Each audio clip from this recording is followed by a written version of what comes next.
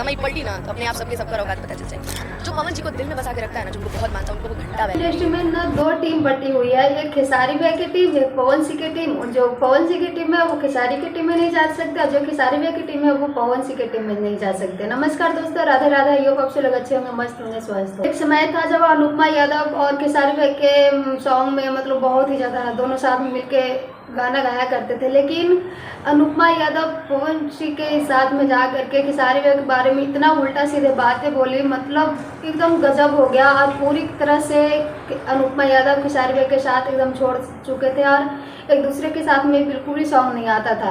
और जब पवन सिंह धोखा दिए अनुपमा यादव को, मतलब उन्हें अपने बर्थडे में नहीं बुलाया, उनके बारे में उल्टा सीधे बातें बोले, तो अब खेसारी भाई के मतलब उनका तारीफ करके उनके टीम में आना चाहते हैं और खेसारी भाई के साथ में वो सॉन्ग लाना चाहते हैं। लेकिन अगर फिर से अनुपमा यादव हमारे खेसारी भाई की टीम में आई तो सबसे पहले खेसारी भाई के जितने भी फैन हैं सब अनुपमा यादव के खिलाफ आवाज़ जरूर उठाएंगे, क्योंकि अनुपमा यादव बहुत बहुत ही ज़्यादा मतलब नीच नीच शब्द जो होता है ना वो यूज किए थे हमारे खेसारी भाई के लिए।